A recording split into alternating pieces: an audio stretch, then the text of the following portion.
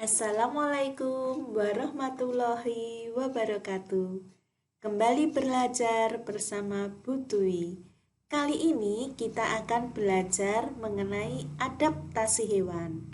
Anak-anak, ada beberapa macam adaptasi.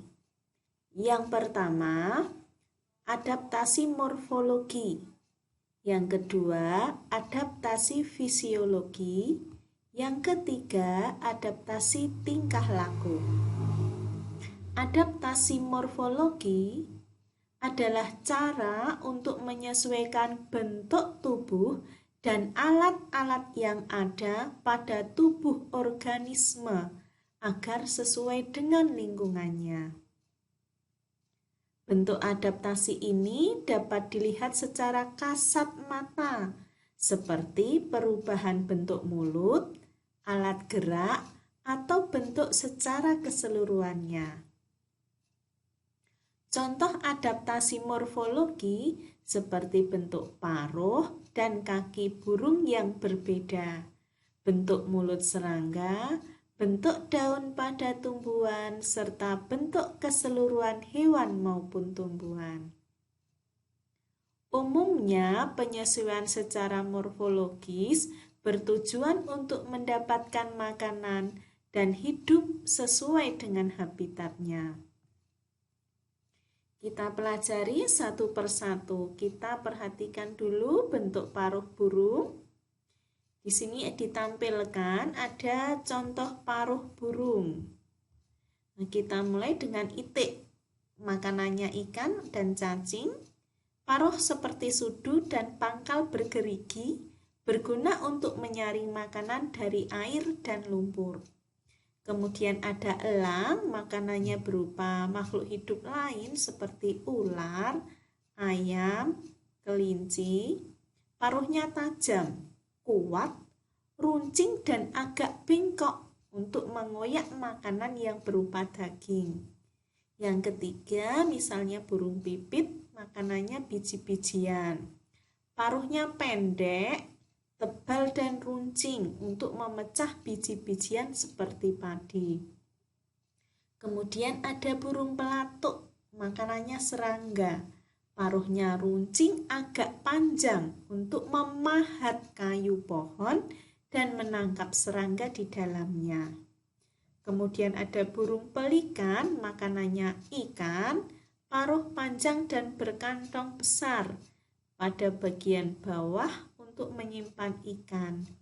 Kemudian ada ayam, makanannya biji-bijian dan cacing, paruhnya pendek, tebal dan runcing. Ini mirip dengan burung pipit tadi.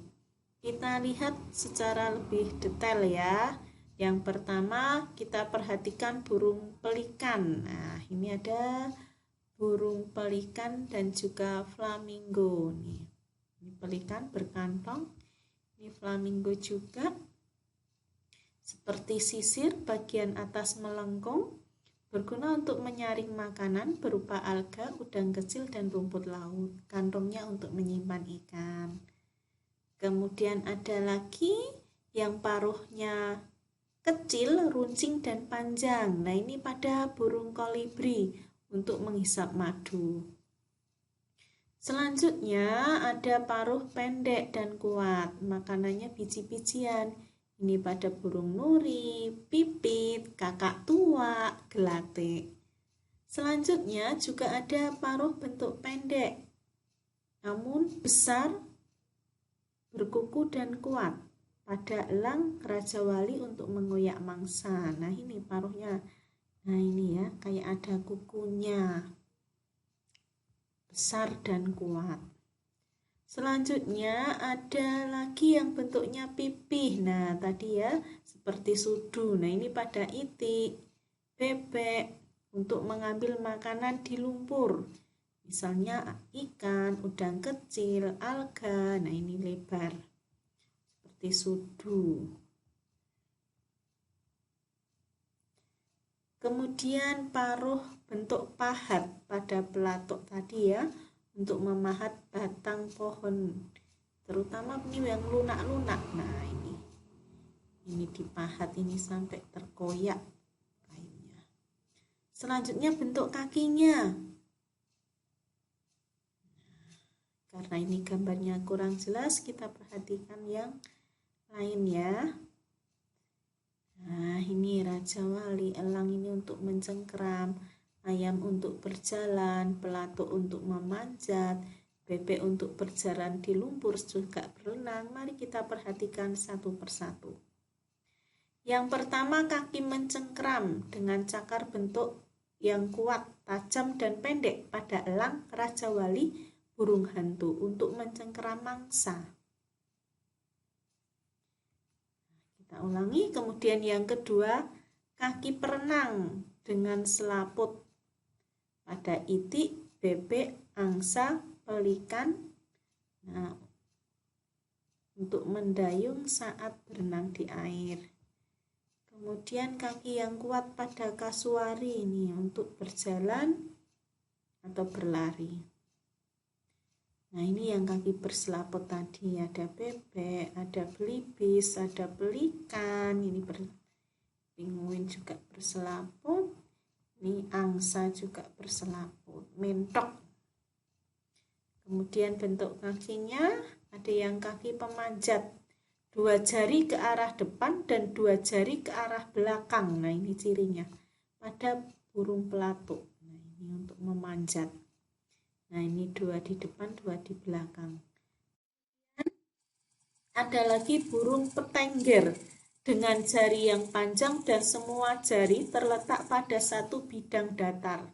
Dijumpai pada kutilang. Nah, ini bertengger nih di cabang pohon.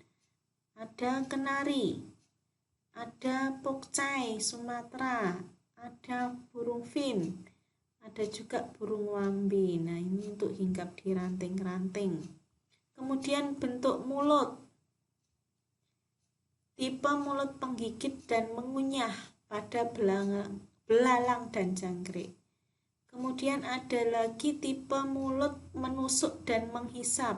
Ini pada nyamuk, menusuk kulit kemudian menghisap darah. Kemudian ada tipe menghisap pada kupu-kupu yang disebut proboscis. Kemudian tipe mulut menghisap dan menjilat. Nah, ini pada lebah madu dan lalat. Kemudian gigi. Nah, bertaring besar dan runcing ini pada hewan-hewan karnivora atau hewan pemakan daging. Misalnya ini ya, ada macan atau harimau. Kemudian ada gigi geraham dan geraham depan dan belakang berbentuk lebar dan datar. Dijumpai pada hewan memamah biak atau hewan ruminansia untuk mengunyah, menggilas dan menghaluskan rumput atau daun-daunan. Ini ya. Selanjutnya adaptasi fisiologi. Merupakan proses penyesuaian diri makhluk hidup terhadap lingkungan sekitarnya yang memperlihatkan perubahan sistem metabolisme dalam tubuhnya. Nah, ini misalnya enzim selulose pada hewan herbivora untuk membantu mengubah zat selulose pada makanannya. Kemudian enzim selulosa lagi pada cacing Pteridonaphalis digunakan untuk melumatkan kayu. Kemudian ada resistensi serangga. Hal ini disebabkan penyemprotan insektisida yang terus-menerus sehingga membuat organ tubuh serangga menjadi kebal terhadap zat tersebut. Kemudian ketajaman indera pada hewan-hewan tertentu, misalnya indera penglihatan pada burung hantu, indera pendengaran pada kelelawar, dan indera penciuman pada anjing. Kemudian juga kelenjar kapur pada cacing untuk menetralisir keasaman pada makanan. Nah, itu tadi contoh-contoh adaptasi fisiologi. Selanjutnya, adaptasi tingkah laku. Merupakan proses penyesuaian diri makhluk hidup terhadap lingkungannya dengan cara memperlihatkan tingkah laku. Hal ini terjadi pada misalnya anak rayap yang baru lahir akan menjilati tubuh rayap dewasa guna mendapatkan protozoa jenis Flagellata. Hewan ini kaya akan enzim selulosa untuk mencerna kayu. Nah, ini rayapnya.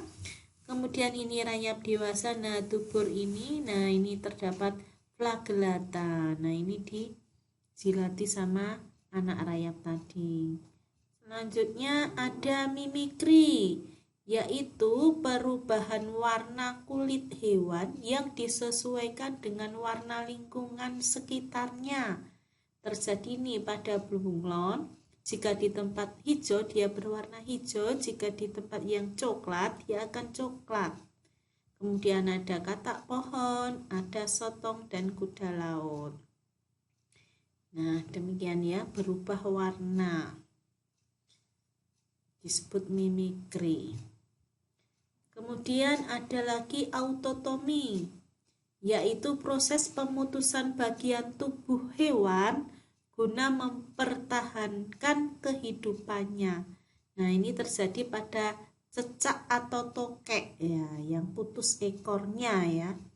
Kemudian, nah ini kalau kalian mengejar cecak, nanti biasanya dia akan memutuskan ekornya. Kemudian ekdisis atau orang Jawa bilang lungsungi, yaitu proses pengelupasan kulit pada hewan tertentu untuk kelangsungan hidupnya. Terjadi pada ular dan udang. Kemudian ada lagi penggulungan tubuh. Nah, ini bila keadaan berbahaya. Hal ini terjadi pada luwing, juga terenggiling. Selanjutnya yang mengeluarkan tinta untuk menyelamatkan diri, misalnya ada cumi-cumi, sotong, dan gurita. Selanjutnya berkubang. Nah, kerbau yang berkubang di dalam lumpur untuk menyamakan suhu pada tubuhnya dengan lingkungannya. Nah, hal ini terjadi juga pada kuda Nil. Kemudian muncul ke permukaan air untuk menghirup oksigen. Nah, ini dilakukan oleh ikan paus dan lumba-lumba. Nah, anak-anak, demikian tadi adaptasi hewan. Sampai ketemu kembali dengan adaptasi pada tumbuhan. Wassalamualaikum warahmatullahi wabarakatuh.